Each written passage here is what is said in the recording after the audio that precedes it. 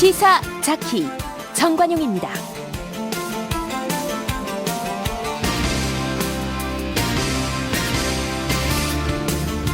여러분 안녕하십니까? 정관용입니다. 지난 70여 년간 경찰과 검찰이 갈등해온 수사권 조정 문제, 오늘 오전에 정부의 합의안이 발표됐죠. 경찰 수건대로 검찰의 수사 지휘권은 일단 폐지가 됐어요. 대신에 검찰에게는 경찰 수사를 견제할 권한을 또 강화시켜 줬고요. 양쪽 모두 불만의 목소리가 지금 나오고 있고, 대체적으로 긍정적이라는 평가도 있고요. 자, 여당의 목소리, 더불어민주당 박범계 의원 잠시 후 연결해서 들어보겠고요. 오늘 2부 시간에는 자유한국당의 유려해 전 최고위원과의 인터뷰 준비했습니다.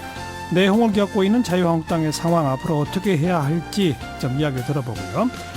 욕설과 갑질로 사회적 질타를 받고 있는 한진그룹 조양호 회장의 부인 이명희 씨, 두 번째 구속영장도 어젯밤 기각이 됐습니다. 대한항공 직원들은 오늘도 거리에 나섰다는데 회사는 아무것도 변하지 않았다. 네, 현직 기장의 목소리 들어보겠고, 요즘 우리 여성들 사이에 이른바 탈코르셋 운동이 벌어지고 있답니다. 실제 참여한 분의 목소리, 전문가의 분석도 함께 듣겠습니다. 잠깐 광고 듣고 출발하죠.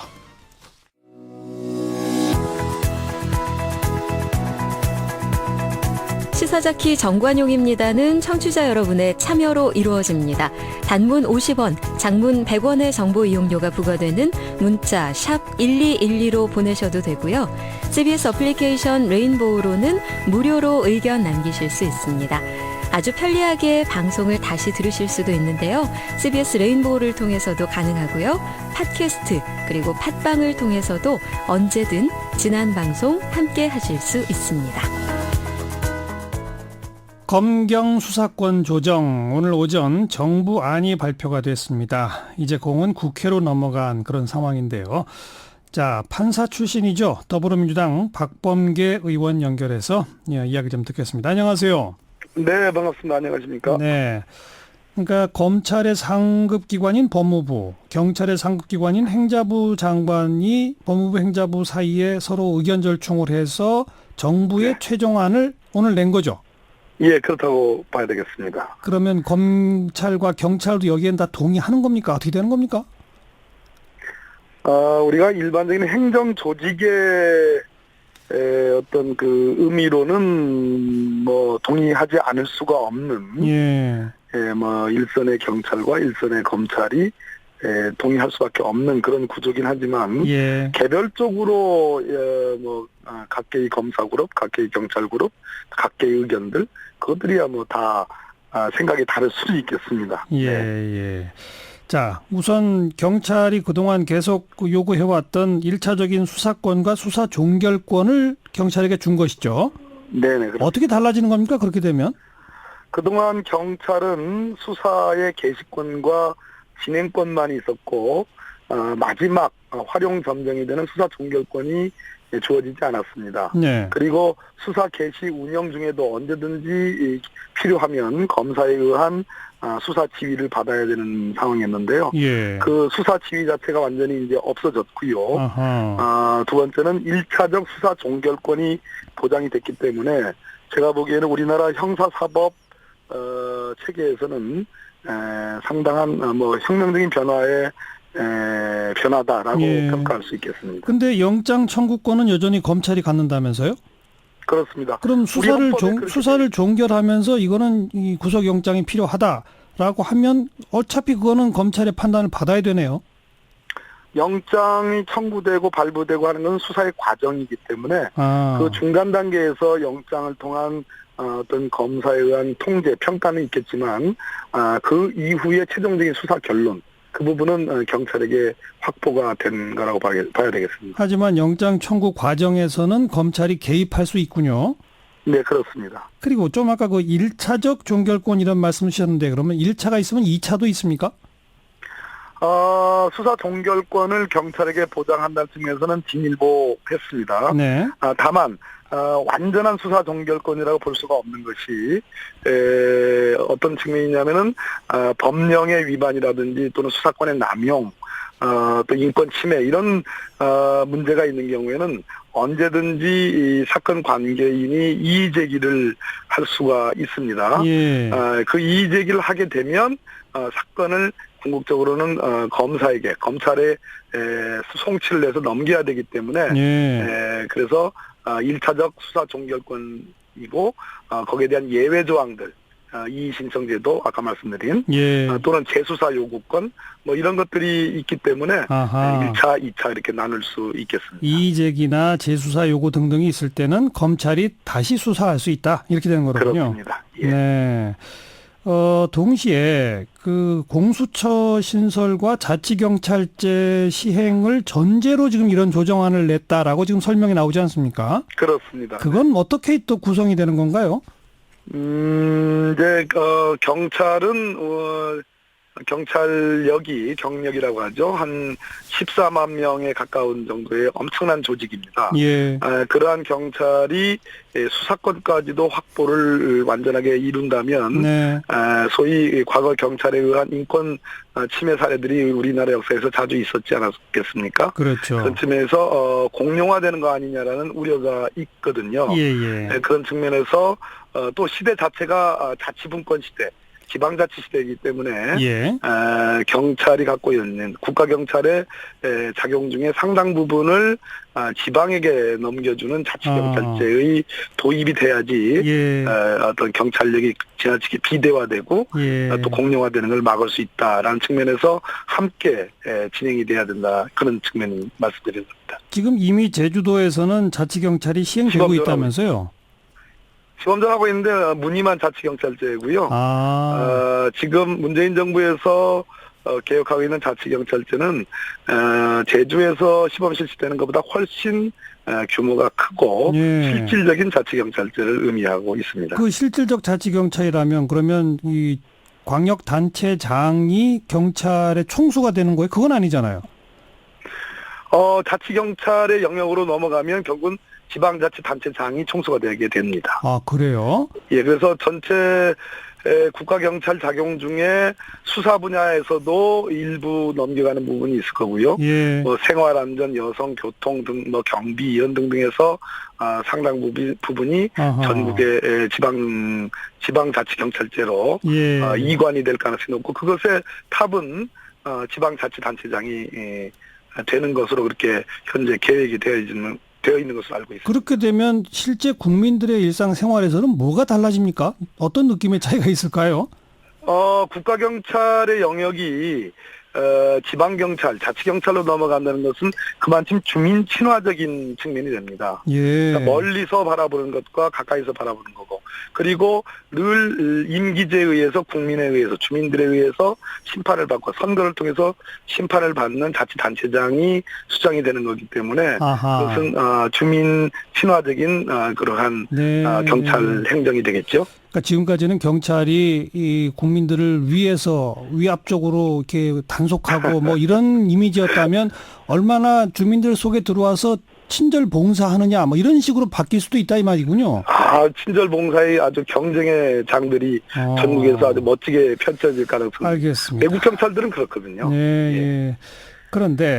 근데 이게 지금 이 검찰도 경찰도 공개적으로 조직적으로 반발은 못하지만 사실은 속으로 조금씩 뭐 이거 별로 실효성 없는 거 아니냐, 이거 문제 있다는 불만들도 있는 것 같고, 또 더불어민주당 안에도 검찰 출신 의원들은 이거 좀 문제 있다는 생각도 하시는 것 같고, 이거 앞으로 국회에서 이거 처리됩니까? 국회 얘기만 나오면 천근만근인데요. 예. 일단 사법개혁특위가 이달 말까지 있는데 마음만 먹으면 다음 주라도 사법개혁특위를 열어서 소위원회를 가동해서 2, 3일 정도의 논의를 하면은 예. 어느 정도 기존에 제출된 법안이 있거든요. 예. 거기에다가 이번에 합의된 정부안을 참조를 하면 저는 사개특위에서 얼마인지 저는 그 논란을 다 마무리 지을 수 있다고 봅니다. 예. 문제는 지금 야당이 질의멸렬하고 전열이 정비가 돼 있지 않아서 지금 그런 상황인데 장제원 자유한국당 간사에게는 제가 열자고 제의를 했고요. 네. 장재원 간사가 당 지도부와 논의해서 답을 주기로 해서 기다리고 있는 상황입니다. 일단 검경 수사권 조정에 대한 자유한국당의 당론은 있었습니까? 좀 왔다 갔다 했는데요. 초기에는 공수처를 반대하는 차원에서 검경 수사권 조정에 적극적인 이렇게 나왔었거든요. 자유한국당이. 그러다가 네. 드루킹 또 사건이 불거지니까 경찰을 못 믿겠다 해가지고 수사권 독립 조정 안 된다 또 이렇게 또 갔다가 지금은 어떤 입장인지는 좀 분명하지 않은데 아직은 정부 합의안에 대한 반대 논평은 나오진 않았습니다. 더불어민주당은 의견 일치가 되어 있나요? 이 대목에? 몇몇 의원들의 좀 다른 의견이 있을 수 있겠다고 생각합니다. 그러나 전체적으로 당대표님의 의견도 그렇고 원내대표님 의견도 그렇고 전체적으로 당론하는 데는 크게 무리가 없어 보입니다. 네. 문제는 그러면 야당과의 협의가 언제부터 시작돼서 그렇습니다. 실무적 조정이 언제까지 될 것인지 이 문제로군요. 그렇습니다. 네. 함께 지켜보겠습니다. 오늘 고맙습니다. 네, 감사합니다. 더불어민주당 수석 대변인이죠. 박범계 의원이었습니다. 윤태곤의 뉴스 사이다.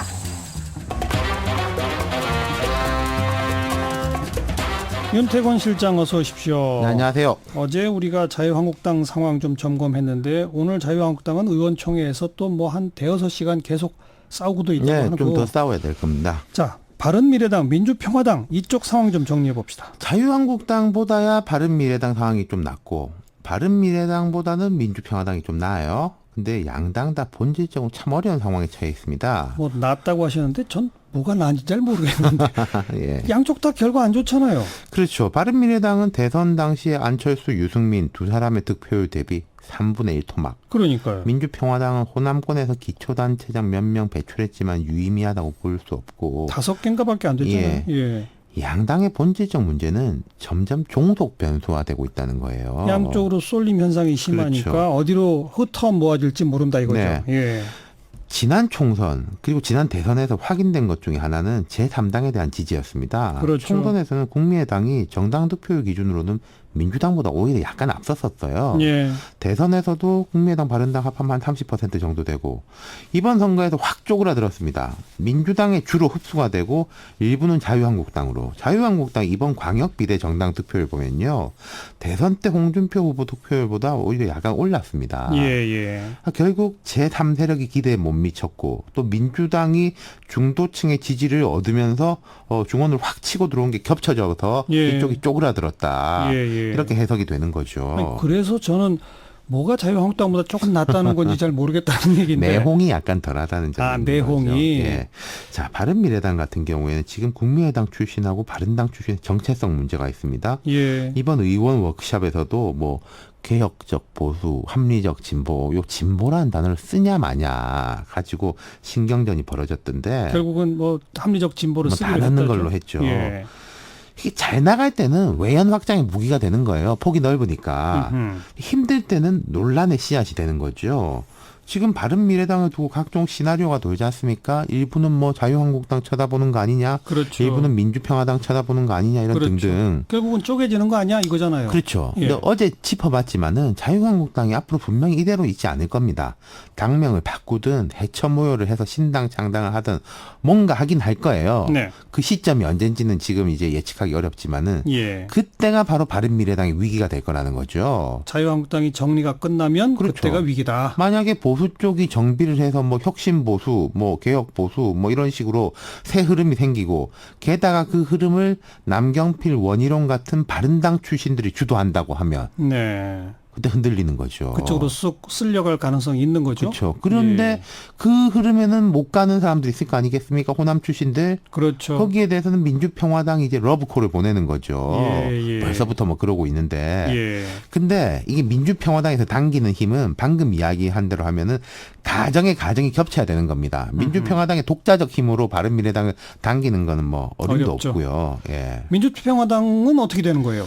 민주평화당은 이제 여당을 향해 가지고 러브콜 보내고 있지 않습니까? 연정 이런 이야기 하고 있는데 근데 아니라는 거 아닙니까? 더불어민주당은. 그렇죠. 실익이 없다는 거예요. 예. 어차피 호남에서 지지율이 압도적으로 높고 만약에 자유한국당 보수 진영하고 여당이 이제 전면적으로 갈등 상황이 벌어진다. 민주평화당이 자유한국당 쪽에 설 수 있겠습니까? 못 서죠. 못 서죠. 예.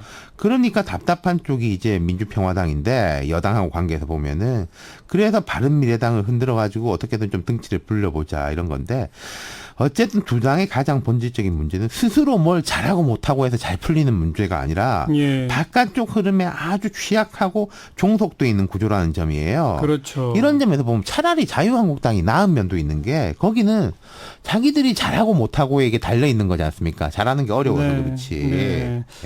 그 사실 그 개헌도 되고 선거제도 개편도 되고 이런 걸 아마 내심 기대했을 텐데 네. 그게 다 안 되고 나니까 민주평화당, 바른미래당 가운데 서서 입지 찾기가 참 어려운. 그러니까 여당이 이제 혼자 힘으로는 어렵겠지. 그럼 우리한테 손을 내밀겠지인데 그냥 국민들이 여당한테 힘을 실어준 거잖아요. 그러니까요. 근데 그렇다고 해서 또 야당 쪽으로 붙을 수도 없고 예. 그런 상황인데 이제 양당 공이 8월 전당대회를 할 것 같아요. 예. 바른미래당 이미 비대위 체제고 민주평화당도 조배석 대표 있지만 그 비대위원장 개념이었거든요. 선출이 그랬죠. 아니라 합의 주대. 예. 지도부 구성이 시급합니다. 양쪽 다 8월 달에 이제 전당대회를 하게 돼 있고 네. 민주당도 8월에 전당대회가 잡혀 있는데 그러면은 8월이 되면은 전국이 약간 1차적 안정기. 자유한국당은 또 봐야 되겠지만은 예. 그렇게 되고 다만 지금 이제 긍정적으로 보이는 거 한 가지는 바른미래당이나 민주평화당은 우리 일은 우리 일이지만 원구성 같은 거 조속히 하자 이런 입장이거든요. 예. 정의당도 마찬가지입니다. 예. 아까 박범계 의원이 뭐 장제원 의원하고 만난다 이런 이야기 하시던데 사개특위 열자 이랬다는 거 아니에요? 이쪽보다는 나머지 당들하고 먼저 만나는 게 오히려 도움될 거예요. 예. 그럼 자유한국당이 지금 이런 상황에서 우리는 못하겠다 못 그러는 거죠. 네. 당 정비 뭐 내홍 다 좋은데 뭐 거듭 제가 이 시간에 말하지만 일은 하면서 그러니까요. 국회는 좀 돌려가면서 네. 네. 수고하셨어요. 감사합니다. 윤태곤 실장이었습니다.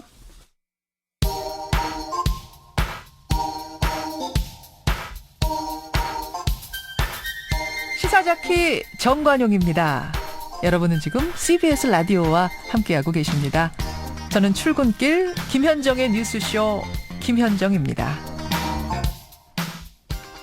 오늘 하루 화제가 된 뉴스들 여러분이 많이 검색해본 뜬 뉴스들 정리합니다. 프레시안 이명성 기자 어서 오세요. 안녕하세요. 오늘 검색어 순위 들락날락한 단어 우선 뭐가 눈에 띕니까? 오전부터 하지와 감자, 또 스페인과 이란, 덴마크와 호주 등이 검색어 코너를 달궜습니다. 하지. 오늘이 하지죠? 그렇습니다. 1년 중 가장 길다는 하지이자 여름의 시작을 알리는 하지입니다. 그러니까 낮이 가장 길다는. 그렇습니다. 네. 근데 감자는 왜 나와요?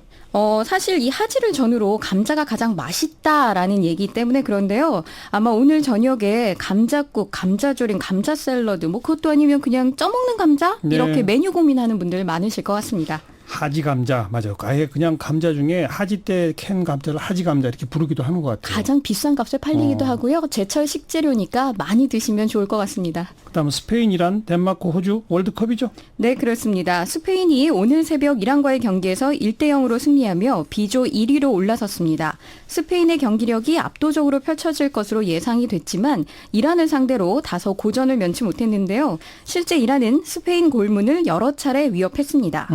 한편 이란 여성들은 38년 만에 축구 경기장에서 실제로 경기를 관람했습니다. 아, 그래요? 네, 정말 역사적인 하나의 장면이었는데요. 예. 이란 축구협회는 공식 트위터에 해당 사진을 올려서 여성들의 첫 스타디움 응원에 의미를 부여하기도 했습니다. 잘 됐네요, 이건. 그런가 네. 하면 오늘 밤 9시에는 C조 덴마크와 호주 경기가 펼쳐집니다. 네. 그리고 오후가 되면서는 그 맛 칼럼니스트 황교익 씨 이름이 검색어에 있던데 그건 왜 그런 거예요? 이재명 경기도지사 당선자와 배우 김부선 씨 스캔들 의혹이 황교익 씨와 소설가 공지영 씨 간 사이버 설전으로 번지면서 황교익 씨가 선무당 놀이로 사람들이 크게 다칠 수도 있어 걱정될 뿐이라며 정의감도 감정이라 수시로 브레이크를 작동시키지 않으면 위험해질 수 있다. 조금 차분해지자 이렇게 글을 올렸기 때문입니다. 아, 근데 그래서 좀 차분해졌어요? 공방이 두 사람 간에 다시 벌어지지는 않았는데요. 누리꾼들은 제3자의 개입은 이제 그만이라면서 당사자들이 나설 것을 촉구하고 있습니다. 이재명, 김부선 스캔들 의혹 과연 언제쯤 차분해질지 지켜볼 일입니다. 네. 어제부터 배우 조재현 씨 이름이 계속 검색어 상위에 오르더라고요. 그렇습니다. 조재현 미투가 끊이지 않고 있기 때문인데요. 최근 제1교포 여배우 A씨가 한 언론과의 인터뷰를 통해 16년 전에 조재현 씨에게 방송국 화장실에서 성폭행을 당했다 이렇게 폭로를 하자 조재현 씨 측에서 이 A씨를 공갈미수 혐의로 고소하겠다고 밝혀 논란이 확대됐습니다. 예. 이런 가운데 지난 2월 처음으로 실명 조재현 미투를 한 배우 최율 씨는 어제 왼쪽엔 비가 쏟아지고 오른쪽은 비가 안 온다. 멀리서 하늘 구경하다 보니 막 소리치고 싶네. 임금님 귀는 당나귀 귀라는 의미심장한 글을 남겨 또 주목받았습니다. 현재 최율 씨는 6시 50분 기준으로 네이버 검색 3위에 올라와 있습니다. 왼쪽엔 비가 쏟아지고 오른쪽은 비가 안 온다. 네. 멀리서 하늘 구경하다 보니 막 소리치고 싶네. 뭔 말인지 잘 모르겠네. 아무튼 지금 조재현 씨 미투 관련된 것만 벌써 4번째인가 그렇게 되죠? 그렇습니다. 이렇게 우리 사회의 미투 운동은 여전히 진행 중이라고 볼 수 있는데요. 연예계뿐만 아니라 노동 현장에서도 계속해서 미투가 진행되고 있습니다. 예. 최근 LS 산전 익명 커뮤니티에는 해외 사업부 소속 상급자가 자신의 직위를 이용해서 폭언과 성희롱 발언을 했다는 글이 올라왔습니다. 또 다른 미투 피해자 역시 일주일에 남편이랑 몇 번 하냐, 어제 그거에서 피곤하냐 등의 발언도 서슴지 않았다고 어이구. 밝혔습니다. 네. 그런데 아무래도 주목도는 조금 미투에서 떨어지는 것 같아요. 뭐 큰 흐름으로는 그렇게 볼 수 있지만 그럼에도 물밑에서 미투는 현재 진행 중이다 이렇게 볼 수 있습니다. 그러니까 유명인 위주의 그런 미투로 사람들의 관심을 모으는 거는 좀 식었는데 그렇죠. 일반 직장이나 이런 데서의 미투는 여전히 계속 진행 중이다. 네. 사실 그게 더 중요하다고도 볼 수 있어요. 일상 생활 속에서의 미투가 사실은 어떤 큰 변화를 만들어내는 추진력이 되지 않을까 싶기도 합니다. 계속 우리가 더 그러니까 주목을 해줘야 됩니다. 네. 또 지금 퇴근길에 검색 상위에 떠 있는 뉴스는 뭡니까? 오후 6시 50분 현재 만화가 윤서인 씨가 M포털 그리고 D포털 할 것 없이 1위를 차지했습니다. 만화가 윤서인 씨. 네. 예. 이유는요. 이 윤서인 씨가 6월 20일 그러니까 어제였죠. 세계 난민의 날을 맞아서 배우 정우성 씨가 SNS에 올린 글을 비판했기 때문인데 정우성 씨는 난민에 대한 이해와 연대로 이들에게 희망이 되어달라라는 글을 올렸습니다. 근데 그걸 뭐라고 비판했어요?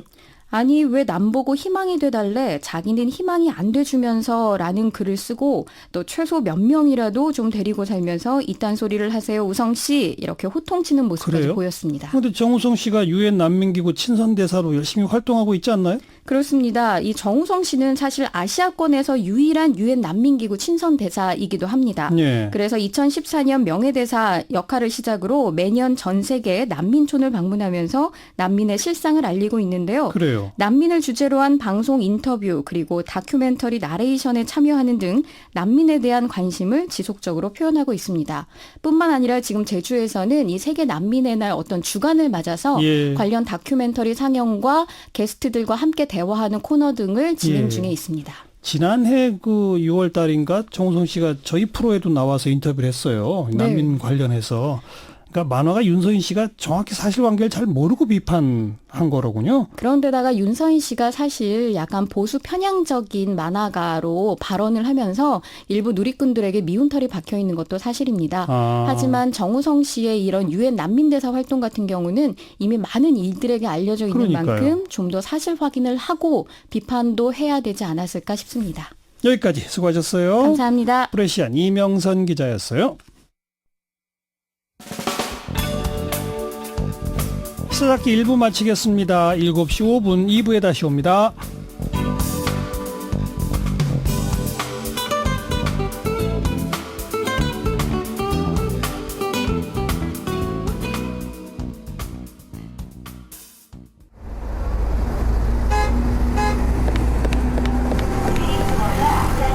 퇴근길에 만나는 알찬 뉴스 정보, 한림국제대학원대학교 정관용 교수가 진행하는 시사자키 정관용입니다.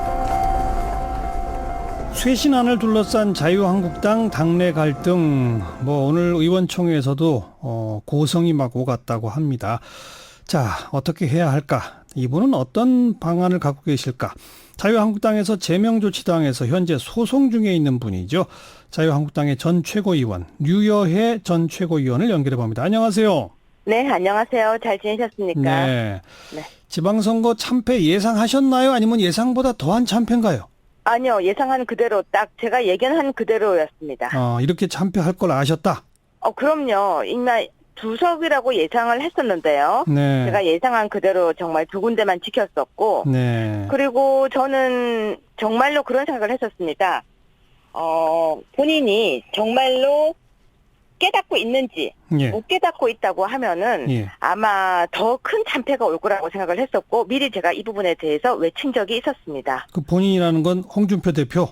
그렇죠. 제가 12월 달에 예. 열심히 외칠 때 사람들은 믿지 않았었죠. 예. 홍이 사당화를 하려고 한다. 공천 장사를, 그러니까 공천을 가지고 장난치려고 한다. 예. 그렇기 때문에 이게 문제가 심각해질 것이다. 이런 이야기들을 예. 계속 할 때 예. 사람들은 설마라고 이야기를 했었죠. 그리고 제가 이렇게 되면은 정말 지방선거 참패할 것이라고 이야기를 했었는데 예. 그때도 사람들은 그 말에 귀를 기울이지 예. 않았었죠. 그러면 예상대로 참패한 그 핵심 원인은 홍준표 전 대표에게 있다고 보시는 겁니까? 홍준표 전 대표에게 있고, 그리고 곁에서 홍준표 전 대표에게 아무도 말하지 않고 옆에서 다들 이걸 제가 좀 과한 표현을 쓰자면 네. 다들 읍소를 하고 옆에서 따라서 움직이고, 그리고 잘하십니다 대표님, 옳으십니다 대표님, 그렇게 말을 했던 사람들이 모두가 책임이라고 할 수 있겠죠. 네.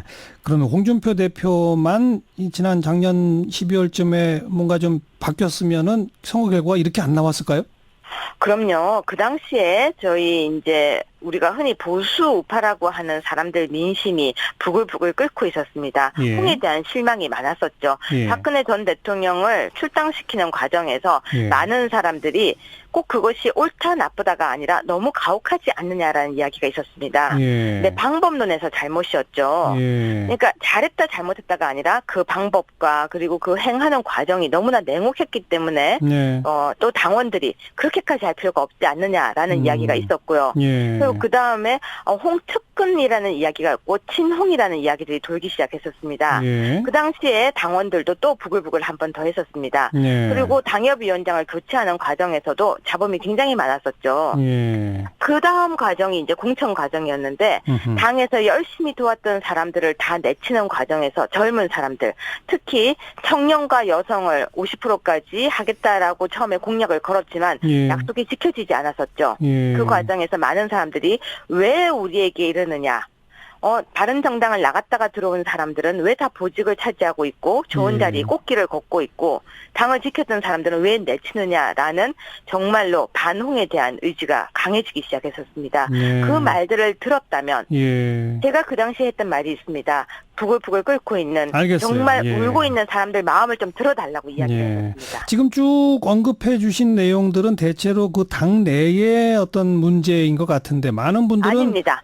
당내의 문제가 아닙니다. 바깥에서, 당 바깥에서 있는 보수 우파들이 예. 당을 나갔던, 그리고 우리가 흔히 선거를 할 때 정말 나는 그래도 보수야라고 하는 사람들이 찍을 곳이 없다라는 이야기가 나오고 있었던 거거든요. 예. 당원을 이야기하는 것은 아닙니다. 그런데 이제 많은 분들이 분석하기는 지금 남북 관계, 북미 관계 이런 급물살의 변화를 일종의 정치 쇼라는 식으로 비하한 이 대목이 선거 참패의 주된 요인이다라는 지적이 나오던데 거기엔 동의 못 하시나요? 아니요, 동의합니다. 당 대표로서요. 말이 품격이 너무 없었죠. 예.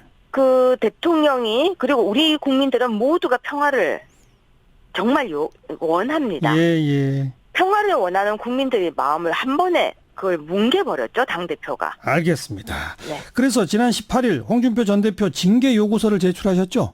네, 그렇습니다. 어떤 이유로 어떤 징계를 해야 한다고 보세요?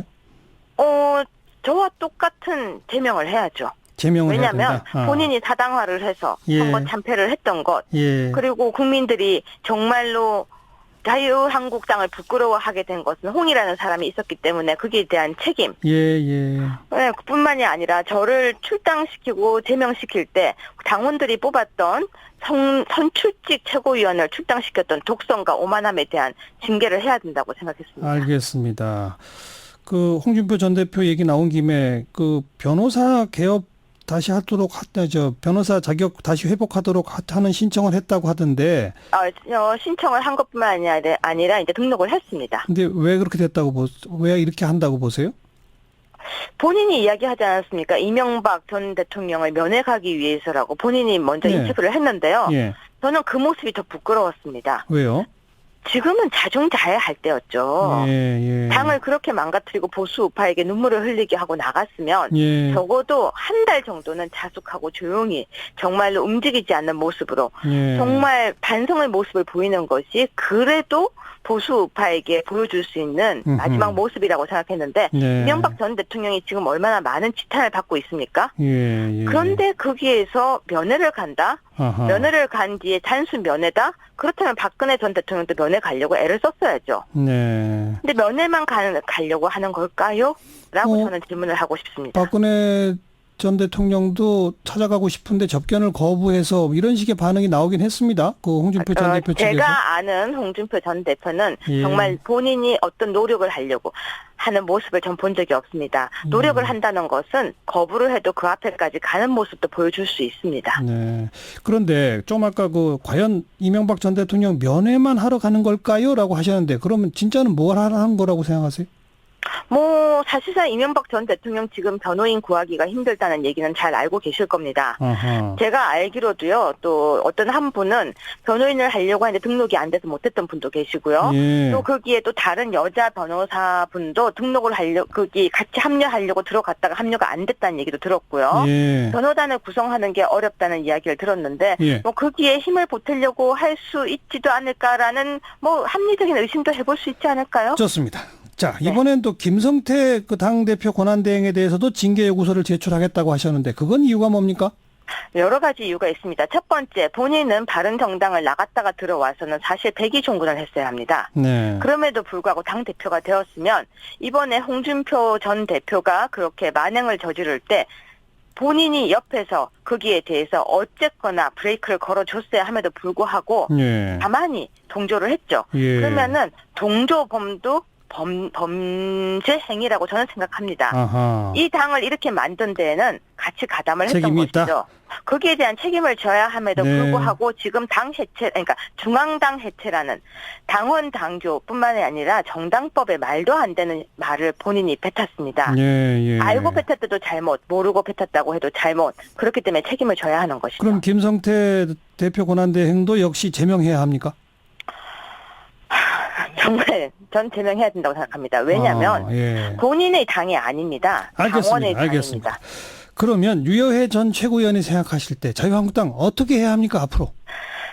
혁신이라는 것은 뼈를 깎는 고통입니다. 예. 지금 제가 생각할 때 몇몇 의원들은 서청원 의원께서 지금 탈당을 하셨는데 탈당이 아니라 사퇴를 했어야죠. 의원직 사퇴. 네. 그런 분이 제가 볼 땐 적어도 한 10명 정도가 의원직 사퇴를 선언하면 됩니다. 예. 사퇴를 하고 그리고 조용히 뒤에서 멘토처럼 백의종군의 모습을 보인다면 예. 일단은 국민들이 조금은 아주 조금은 용서를 해줄 거라고 저는 생각합니다. 그것이 첫 번째 자유한국당의 변화의 모습이라고 생각하고요. 네. 나머지 의원들은 전체가 모두 정말 다음 총선에 출마하지 않겠다라는 각서든지 서약서를 써야죠. 예. 본인들이 다 하시려고 하면 안 됩니다. 예. 해서 안 되면은 젊은 사람들에게 또는 다른 사람들에게 넘겨주려고 하는 모습을 보여야죠. 한 10명은 당장 의원직 사퇴하고 나머지 100여 명은 다음 총선 안 나간다는 각서를 써라 이 말씀이죠. 그럼요. 네. 예. 엎드려서 죄송합니다. 잘못했습니다. 이제 국민들 아무도 눈 하나 깜짝하지 않습니다. 예. 한 10명은 그 명단이 혹시 있으세요? 누구누구가 하면 좋을까요? 다들 대충 아마 제가 하는 이야기를 들으시는 분들, 여기 아마 댓글로 쓰시는 분들 계실 겁니다. 네. 아무튼 네. 중진급 이상으로 책임 있는 그 위치에 있던 분들, 이런 거로군요. 그럼요. 예. 아무 소리 하지 않은 채. 알겠습니다. 자, 함께 지켜보죠. 오늘 고맙습니다. 네, 고맙습니다. 자유한국당의 류여해 전 최고위원의 목소리 들어봤습니다.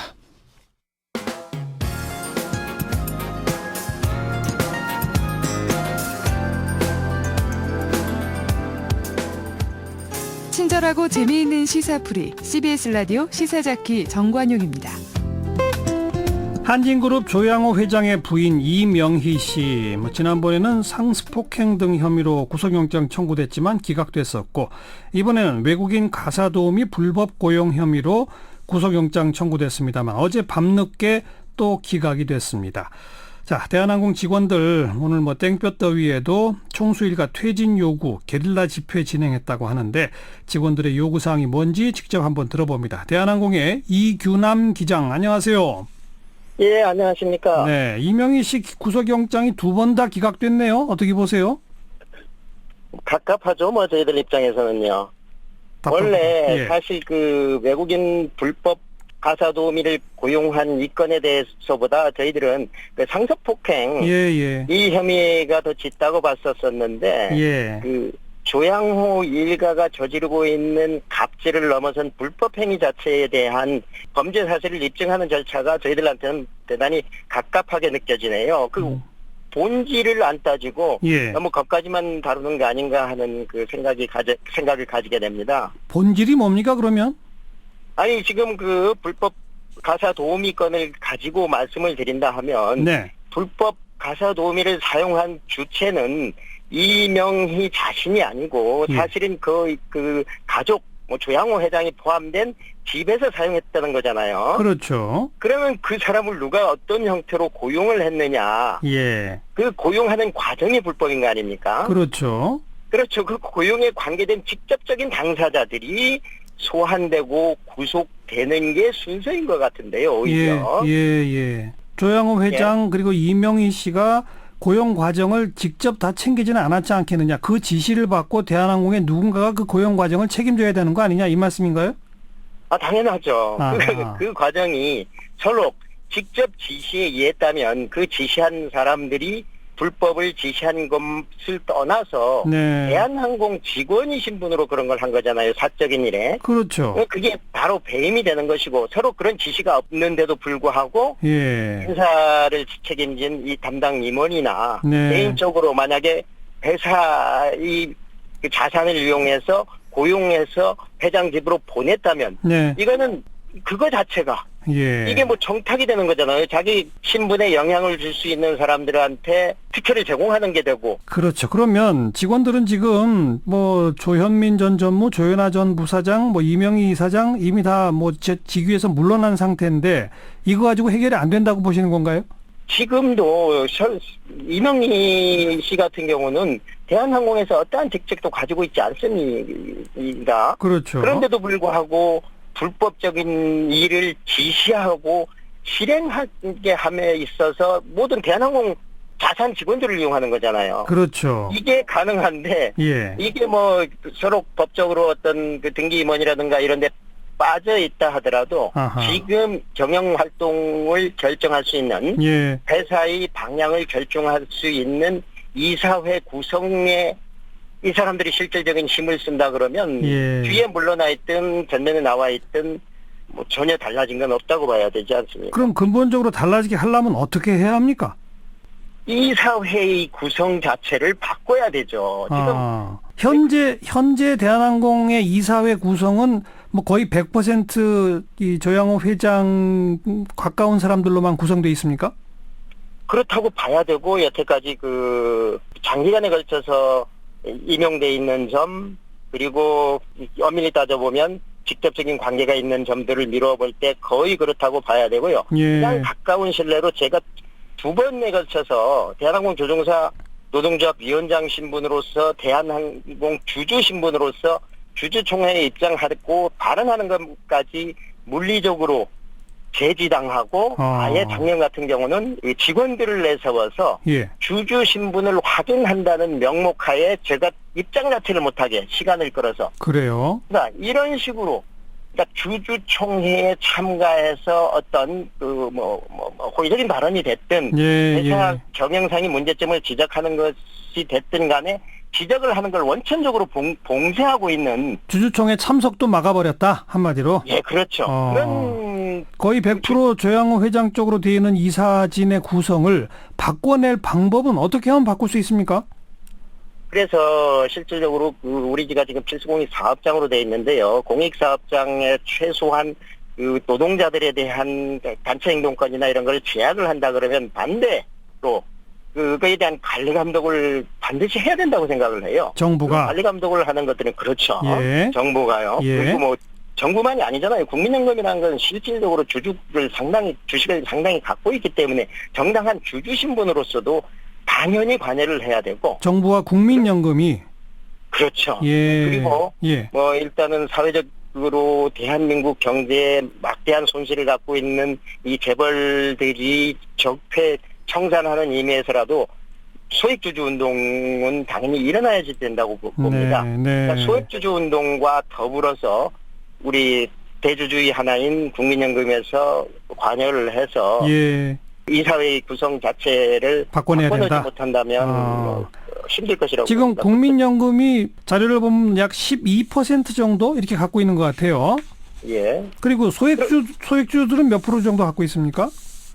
뭐 나머지는 그러면 대부분 소액주주라고 봐야 되는 거 아닙니까? 이제 조양호 일가가 갖고 있는 뭐 30% 내외 예. 집으로 하면 사실은 50 상당한 액수가 소액주주 또는 뭐 외국계 그냥 단순하게 경영보다는 예. 뭐 주식 투자로서 이익을 내고자 하는 그런 분들이 갖고 계시지 않을까 생각을 하죠. 예. 지금 그 조양호 회장의 이와 같은 잘못들이 국민들 앞에 알려지면서 대한항공 주가가 지금 계속 떨어지나요? 어떻게 되나요?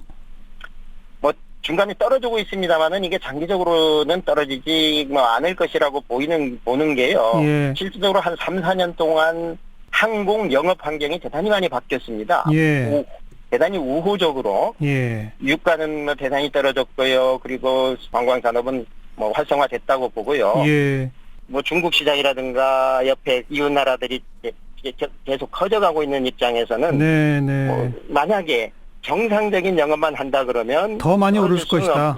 떨어질 수는 없는 주식이다. 단 지금 이대로 가서는 네. 결국은 망할 것이다라고 생각을 하기 때문에 이건 극단적인 거죠. 바꿔내지 못하면 거의 망하는 것이고 예. 바꿔낸다 그러면 주식은 오를 것이다라고 저는 예측을 합니다. 그러니까 국민연금도 또 소액주주들도 대한항공 주가를 올리기 위한 그 방법으로라도 조양호 회장 일가를 퇴진시켜야 한다 이 말씀이로군요. 그렇죠. 경영에서 완전히 손을 떼게 경영에 영향을 못 주게 해야지 된다. 예. 지금 조양호 회장과 그 아들 같은 경우 스스로 경영권을 내놓을 생각은 전혀 없어 보이죠? 예, 제가 보기엔 그렇습니다. 네. 알겠습니다. 앞으로 국민연금이 어떤 결정을 내리는지부터 좀 잘 지켜봐야 될 것 같군요. 오늘 여기까지 말씀드릴게요. 고맙습니다. 고맙습니다. 네, 대한항공의 이규남 기장이었습니다.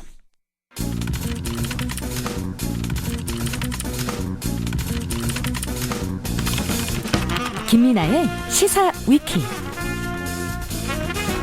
김민아 기자 어서 오십시오. 안녕하세요. 시사위키 오늘 첫 번째 항목은 이인규 전 대검 중수부장이 미국에서 목격이 됐다고 합니다. 미주 지역 온라인 커뮤니티 미 CUSA에 그저께 올라온 글에서 나오는데요. 이인규 전 중수부장이 미국 버지니아주의 애난데일에서 중국 집에서 식사를 하는 그런 모습이 찍힌 사진이 첨부가 돼 있어서 이게 화제입니다. 이인규 전 대검 중수부장. 그렇습니다. 하도 오래간만에 이름을 들어서 어떤 사람이죠? 이인규 전 대검 중수부장 그 과거에 노무현 전 대통령 수사할 때 그때 이제 중수부장을 맡은 바 있고 그때 이제 문제가 됐던 게 논두렁 시계 사건 이거 아니겠습니까? 예. 지난해 7월 달에 국정원 개혁위가 조사할 때 협조해달라 이렇게 얘기를 했는데 이인규 전 중수부장이 원세훈 원장 시절에 국정원이 기획해서 나온 그 사건이었고 이 사실을 밝히면 다칠 사람이 많다 이렇게 답을 하면서 조사를 피해서 이제 비난을 많이 받았죠. 그리고 나서 한 달 뒤인 지난해 8월에 미국으로 출국해서 연락이 안 되는 그런 상황이었습니다. 예.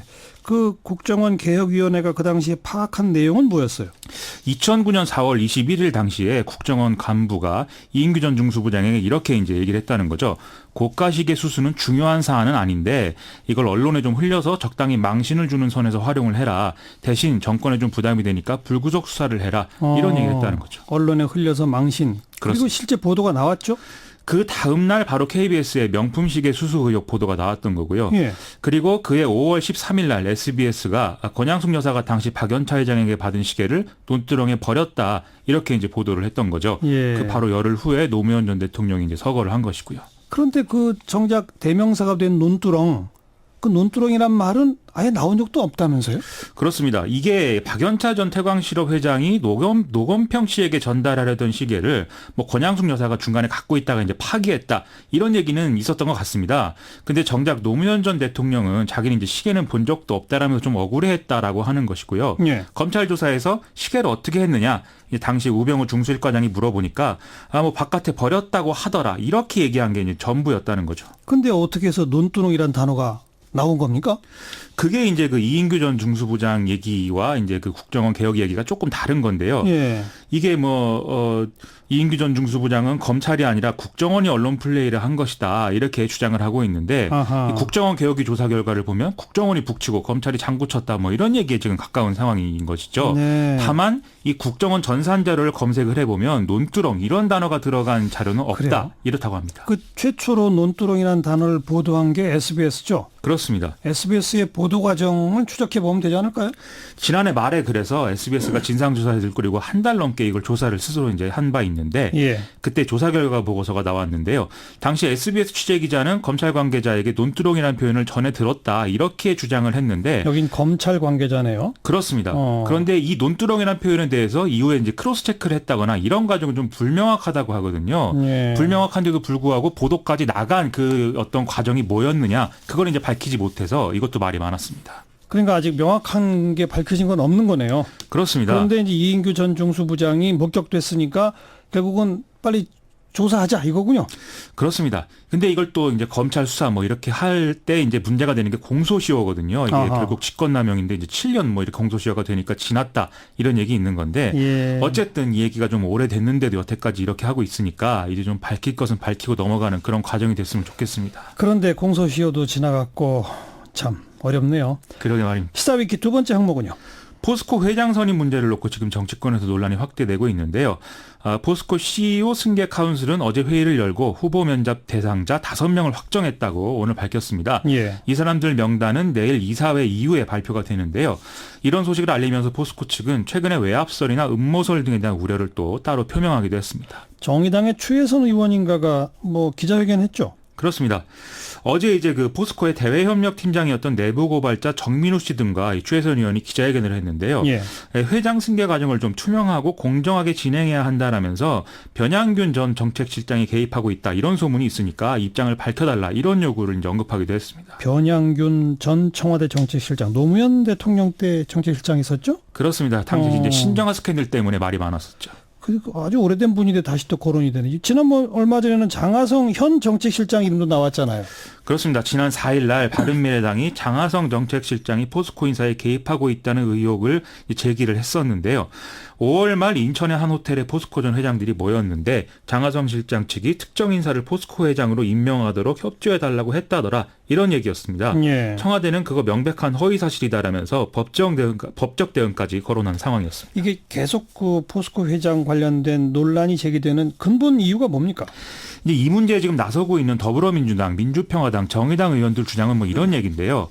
이전 정권에서 회장을 지낸 사람들이 자원외교, 뭐 최순실 게이트, 그다음에 이상득 전 의원이 이제 그 연루된 걸로 알려진 성진 지오텍 부실 인수 뭐 이런 문제에 좀 연루된 이력이 있다 이런 얘기인 거죠. 예. 그 정부가 지금 문재인 정권은 이 인사에 개입을 안 한다고 하니까 오히려 이 사람들이 자기가 영향력을 미칠 수 있는 사람을 차기 회장으로 또 만들려고 하고 있다. 이런 얘기인 건데요. 아하. 방금 말씀드린 바른미래당의 경우에는 그 반대 얘기를 하고 있는 겁니다. 오히려 장하성 실장 등의 참여연대 출신들이 이 포스코를 장악하려고 하고 있다. 뭐 이런 얘기인 것이죠. 예. 그리고 아주 오래된 인물인 변양군 전 실장 이름이 왜 나오는 거예요? 이게 이제 재밌는 대목인데요. 이 정권 초기에 변양균 라인 이런 표현들이 이제 신문지상에 이제 등장한 일이 있습니다. 김동연 경제부총리라든지 홍남기 국무조정실장, 이정도 청와대 총무비서관 등이 과거에 변양균 전 실장이 기획예산처 장관일 때 거기서 이제 주요 직책을 맡았었다 이런 얘기인데요. 예. 경제신문들은 요새도 장하성 라인 대 변양균 라인의 파워 게임 뭐 이런 얘기를 이제 종종 쓰기도 하는 상황인데 아하. 요즘에 또 계속 장하성 장하성, 김동연 대결 구도 보도 이런 것들도 나오고 있지 않습니까? 이것도 이제 마찬가지 맥락으로 봐야 될 것 같습니다. 얼마 전 그 장하성 실장 사퇴설 이것도 다 이렇게 연결되는 거죠? 그렇습니다. 지난주에 이제 경향신문이 장하성 실장이 사의를 밝혔다 이렇게 보도를 하고 청와대가 사실무근이고 오보다 이렇게 반론도 했는데요. 그랬었죠. 이때도 결국 파워게임에서 김동연 부총리가 이긴 거냐 뭐 이런 얘기를 또 경제신문들이 쓰기도 했습니다. 어제는 두 사람 사이에 불화가 여전하느냐 이런 질문에 대해서 장하성 실장은 불화 없다 이렇게 얘기를 했는데 김동연 실장은 그냥 웃고 마는 그런 모습이어서 또 관련 보도가 나오기도 했는데요. 계속 이 프레임이 제기되고 있다 이런 얘기인 거죠. 그러니까 경제신문들은 그런 프레임 아래에서 포스코 회장 자리도 그런 파워게임의 일환이다 이렇게 보는 거예요? 그런 해석이 일부 있는 것도 사실입니다. 근데 그게 정말 그런 거냐 그건 알 수가 없는 상황인데요. 저는 여기서 이제 꼬리가 몸통을 흔들고 있을 가능성도 있다 이런 얘기를 좀 드리고 싶습니다. 이게 오히려 지금 서로 경쟁하는 관계인 포스코 회장 후보자들 주변에서 만들어진 말일 가능성 이것도 봐야겠다는 건데요. 이게 서로 이제 내 뒤에는 장하성 실장이 있다. 그러면 나는 변양균 전 실장과 가깝다. 이렇게 좀 얘기를 하다가 생긴 문제일 수도 있다. 이런 얘기죠. 뭐 전부 다 이럴 수도 있다 저럴 수도 있다네요. 명확한 건 하나도 없네요. 지금 상황이 언론이 보도하는 태도가 좀 그런 것 같습니다. 아이고. 자, 세 번째 시사위키 항목은요. 오늘 1인 가구 관련 통계가 나왔는데 이게 또 쉽게 보아넘기기 어려운 대목들이 보여서 소개를 좀 해드릴까 합니다. 5집 중 2집은 일자리가 없고 10집 중 4집은 월 200만 원도 못 번다. 이런 얘기라고 합니다. 1인 가구 가운데 그렇죠. 혼자 사는 가구 가운데 5집 중 2집은 일자리가 없다. 그렇습니다. 또 임금 수준이 어떻게 된다고요? 지금 뭐 그 10집 중 4집 중 월 200만 원도 못 번다 이런 얘기 나오는데 이게 임금 수준별로 비중을 좀 보면은요. 100만 원 미만 버는 사람이 한 11%, 100만 원에서 200만 원 사이가 한 29.2% 정도 돼서 결코 이제 적은 규모가 아니다 이 얘기인 것이죠. 합하면 40이네요. 40%. 그렇습니다. 예. 특히 100만 원에서 200만 원 사이 구간에서 비중이 높은 직종, 단순 노무, 서비스, 판매, 농림업 이런 거니까 주로 이제 불안정 노동의 가능성이 큰 그런 상황인 것이죠. 1인 가구 연령별로는 어때요? 1인 가구라고 하면 우리가 대개 청년층부터 좀 떠올리게 되는데요. 실제 15세에서 29세까지 취업한 1인 가구 숫자가 전년 대비 10% 넘게 늘어난 것은 사실입니다. 근데 가장 많은 비중을 차지하고 있는 것은 중장년층인 50에서 64세로 전체의 이제 26.5%를 차지하고 있는데요. 65세 이상도 지금 10%를 넘는 거니까 합치면 이제 35% 이상 되는 것이죠. 예. 그래서 1인 가구 중에 저임금 상태인 경우는 아르바이트를 하는 이제 아예 젊은 청년이거나 또는 은퇴한 세대일 가능성이 높은 상황이다. 이렇게 봐야 된다는 겁니다. 그런 그 저임금 고령층 문제. 이거 참 심각하죠. 그렇습니다. 지금 최근에 이제 계속 논란이 된 고용이나 소득 분배 지표 이 경우에도 보통 소득 구간별의 어떤 변동 이걸만 놓고 얘기를 했는데요. 그러니까 하위 구간에 속한 그 계층이 소득이 좀 안 좋아지고 있다 이런 얘기였는데 결국 이 저소득층 소득 분배 문제가 저임금 고령층 문제하고 겹치는 것이기 때문에 이거의 일면이 또 고령층 문제다 이런 지적이 전문가들 사이에서는 나오고 있다 이런 얘기인 겁니다. 정부는 어떤 대책들을 지금 생각하고 있습니까? 지금 당장 이제 기초연금 인상을 주로 이제 말하고 있는데요. 이거 외에 좀 복지제도의 재정 확대가 더 필요하다는 지적에 좀 귀를 기울여야 될 필요가 있는 것 같고요. 또 일부 제도적 정비가 필요한 대목도 있습니다. 예를 들면 이제 부양 의무자 기준 폐지 이런 거 많이 얘기하고 있는데 예. 지금 진전이 없는 상황 아니겠습니까? 좀 이런 것에 신경을 좀 써야 되겠습니다. 여기까지 수고하셨습니다. 고맙습니다. 김민아 기자였어요.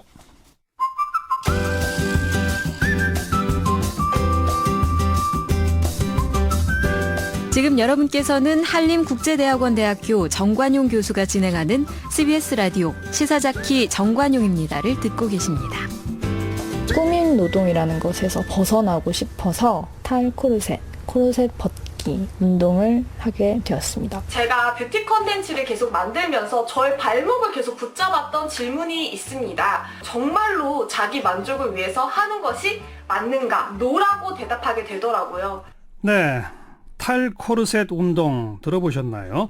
방금 들으신 소리가 이 운동에 동참을 선언한 유튜버 분들의 목소리인데 10대, 20대 여성들 중심으로 본인의 SNS에 긴 머리를 자른 사진, 그동안 사용했던 화장품들을 깨버린 사진 이런 걸 올리면서 탈코르셋 선언을 하는 여성들이 늘어나고 있습니다. 하지만 화장하건 말건 그건 내 자유다.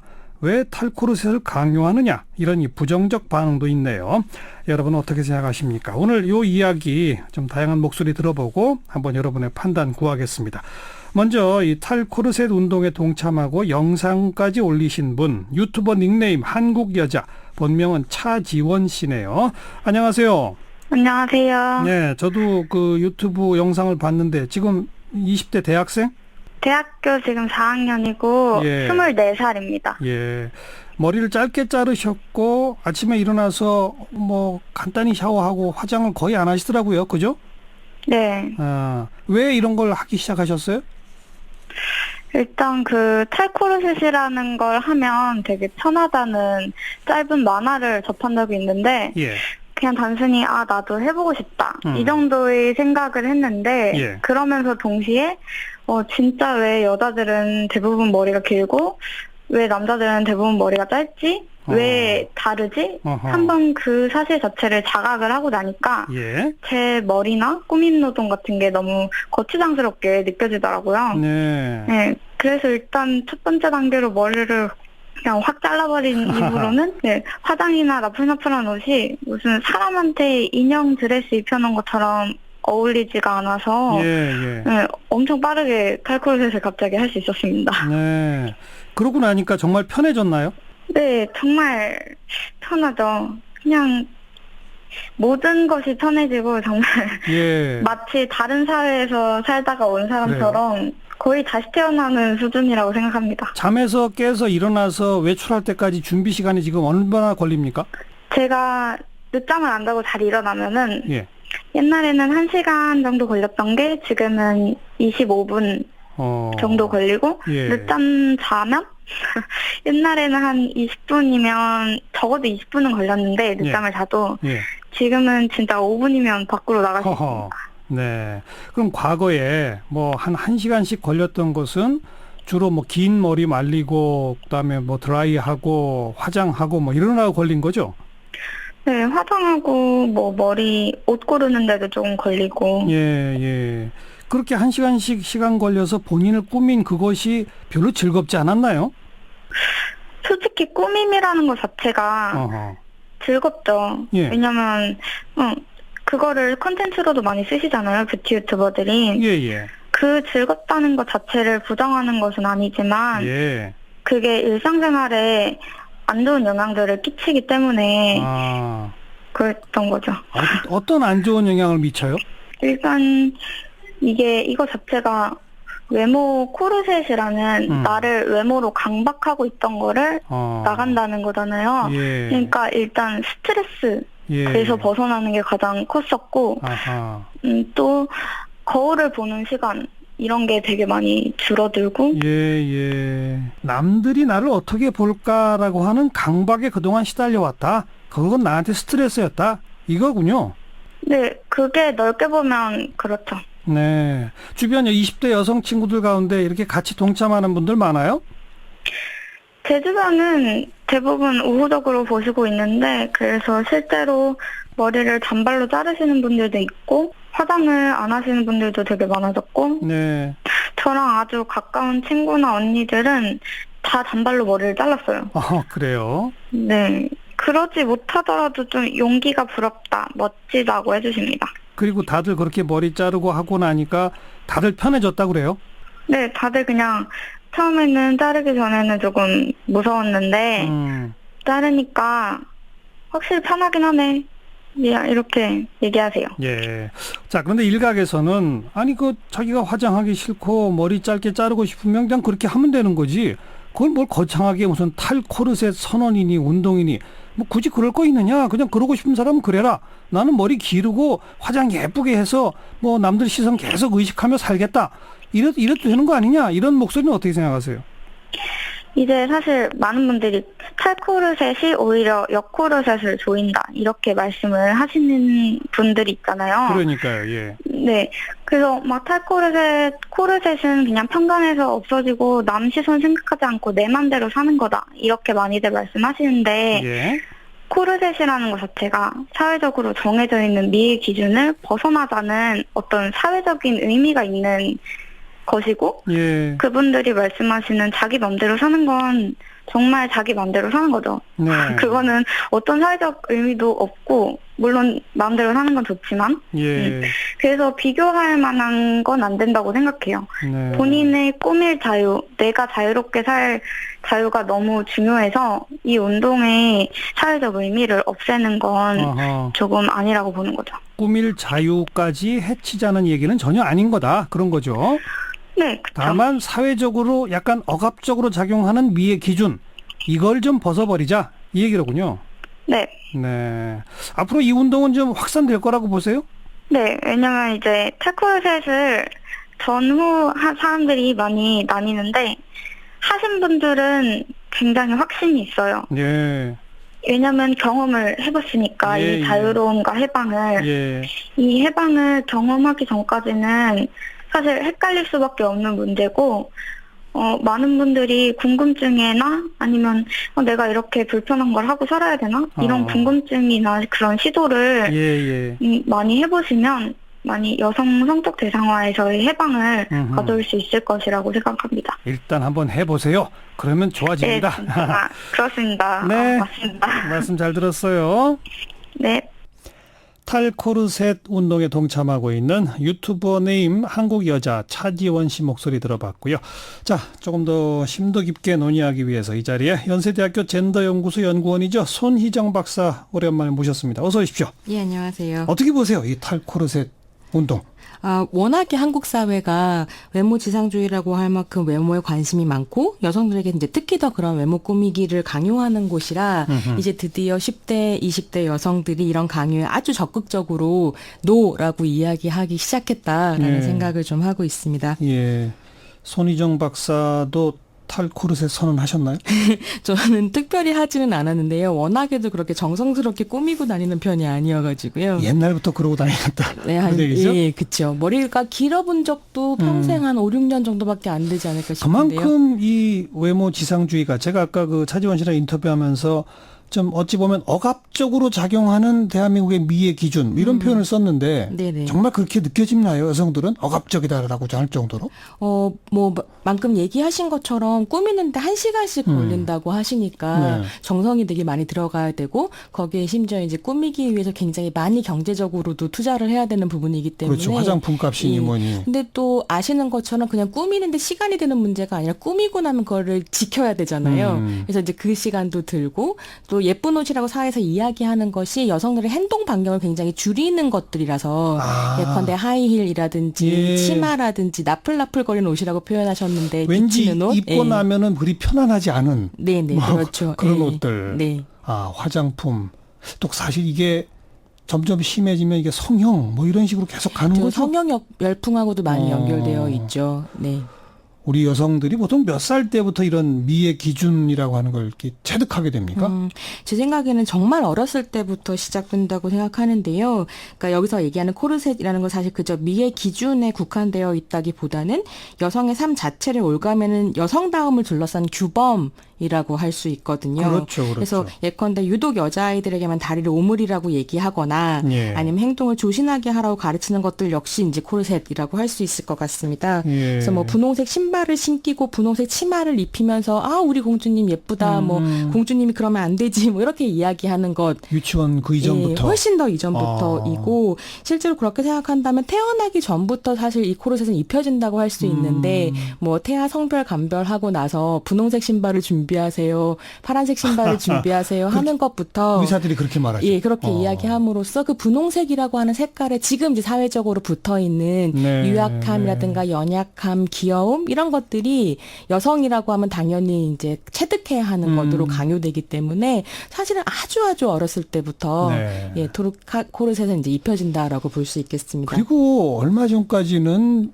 이 여중생, 여고생들 화장 이런 게 별로 없었었는데 요즘은 여고생, 여중생이 아니라 초등학생들까지도 화장들을 그렇게 많이 하더라고요. 예, 그래서 저도 사실은 초등학생 화장 현실에 대해서 잘 몰라서 이번에 좀 찾아봤더니요.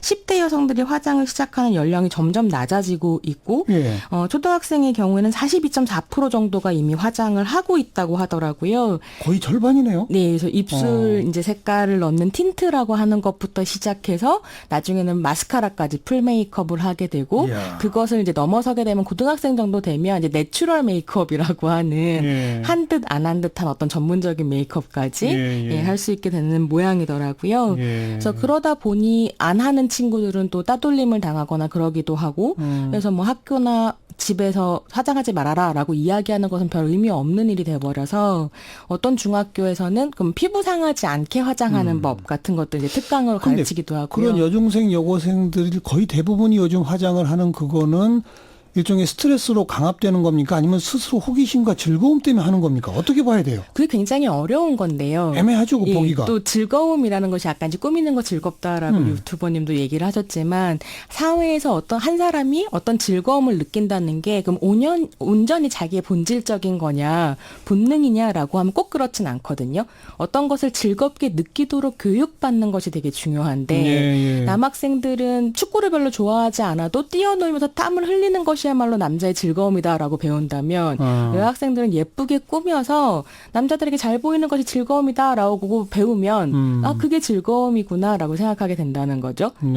그래서 되게 재미있는 책 중에 하나가 신데렐라가 나의 뭐 딸을 잡아먹었다 이런 제목의 책이 있는데요. 뭐라고요? 신데렐라가 내 딸을 잡아먹었다. 그러니까 말하자면 이 엄마는 이제 페미니즘의 수혜를 받은 미국 엄마여서 딸을 굉장히 그러니까 그런 성별 고정관념에 가둬놓지 않고 키우고 싶었는데 디즈니 애니메이션이나 기타 등등의 대중문화를 보면서 딸이 이제 그런 공주 옷을 입고 싶어 하게 되고 이렇게 바뀌더라는 거죠. 사실 즐거움도 그렇게 이제 자기만의 것이냐라는 것들은 좀 물어볼 수 있을 것 같습니다. 네. 그러니까 이 대목에서 그 무엇이 과연 옳다 이렇게 말할 수는 없는 거 아니에요? 무엇이 그러니까 옳다 어떻게 교육받았건 네네. 나는 내가 즐거워서 예쁜 옷 입고 예쁘게 화장하고 이런 걸 좋아한다. 네. 그걸 무조건 나쁘다고 말할 수도 없는 거죠. 그걸 나쁘다라고 말할 수는 없는데 문제는 뭐냐면 여성들이 그것을 하면서 스트레스를 받아왔다는 것이고요. 하지 않았더니 굉장히 편하고 즐겁더라라고 이야기하는 여성들이 분명히 있다라는 거죠. 그게 지금의 탈고르셋 선언인 거죠. 그런 것이죠. 그래서 우리가 여기서 볼 수 있는 건 이게 옳다 저게 그르다의 문제가 아니라 사회적으로 이것이야말로 여성다움이다라고 이야기했었던 것이 사실은 거짓말이었다. 사람에 따라 굉장히 다를 수 있고 꾸미고 싶은 욕망은 남성 여성의 문제가 아니다라고 하는 걸 확인할 수 있다는 점이죠. 그게 그렇게 스트레스였나? 스트레스였으면 안 하면 되지 이렇게 쉽게 말할 수 있지만 아니었군요. 네, 그렇게 간단한 문제는 간단하지가 아니고요. 않았더군요. 사실은 이제 초등학생의 그 외모 강박이라고 하는 건 화장품에서보다는 다이어트 강박에서 훨씬 더 많이 드러난다라고 하거든요. 그래서 이게 단순히 몸매나 얼굴, 뭐 외모만의 문제가 아니라 생활 습관이나 식이 습관 같은 거하고도 연결되어 있고. 연결되죠. 되게 흥미로운 게 어떤 한 기사에서 본 게 이제 초등학교 여학생들이 그렇게 자꾸 밥을 남긴다는 거예요. 요즘 급식하잖아요. 왜 밥을 남기냐 했더니 다 먹으면 돼지처럼 보이기 때문이다라고 얘기했다는 거예요.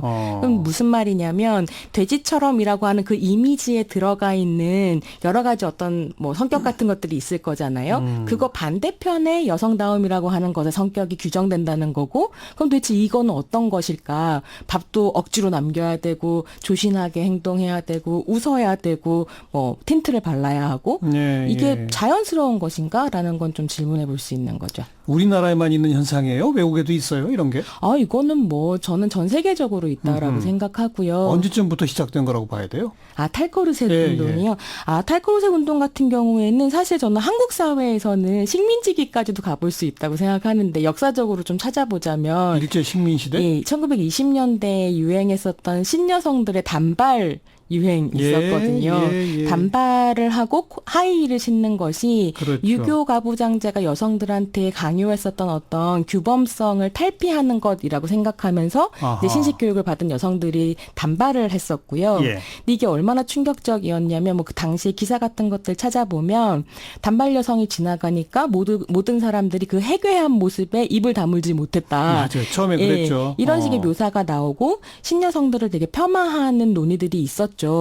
그때도 머리를 자르는 것은 어떻게 보면 여성들이 본인들에게 강요됐었던 그 규범들을 벗어나는 어떤 혁명적인 시도였다라고 볼 수 있을 것 같고요. 예. 뭐 또 짧게 서구로 넘어가 보자면 1960년대 말에서 시작해서 70년대 이제 서구를 달구었던 페미니즘 제2 물결이라고 하는 운동에서요. 안티 미스 아메리카 운동이 이제 진행이 될 때 거기에서 프리덤 트래시캔이라고 해서 이렇게 원통형의 철통을 갖다 놓고 화장품이나 뭐 코르셋이나 브래지어 같은 것들 여성들이 버리는 이런 시위를 했었거든요.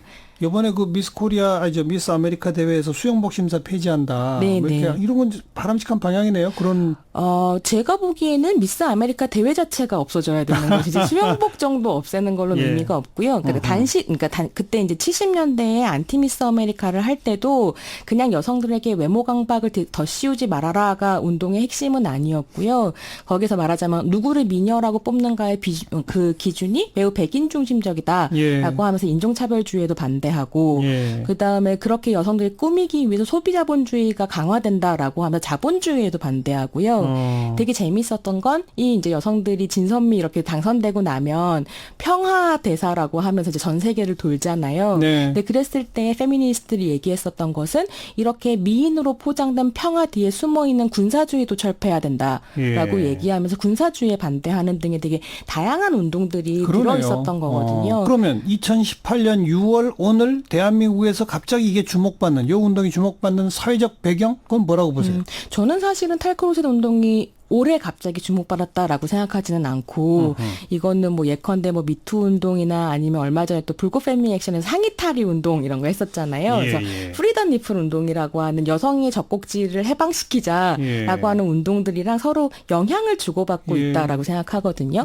왜 그러냐면 예를 들면 2011년에 한국에 잡년행진이라는 운동이 있었어요. 그건 기억이 안 나는데. 이게 어떤 운동이었냐면 2011년 캐나다에서 반성폭력을 이야기하는 포럼이 열렸었는데 그 포럼에서 한 이제 캐나다 남성 경찰이 등장을 해서 여자들이 강간을 당하는 건 슬럿처럼, 그러니까 잡년처럼 입고 다니기 때문이다라고 복장 탓을 한 거죠. 그래서 전 세계적으로 이거에 반대를 하는 슬럿워크라고 하는 게 펼쳐졌었는데 그때 이제 여성들이 옷차림은 강간과 무관하다, 나의 몸은 나의 것이다, 입고 싶은 대로 입겠다라고 얘기하면서 행진을 했었어요.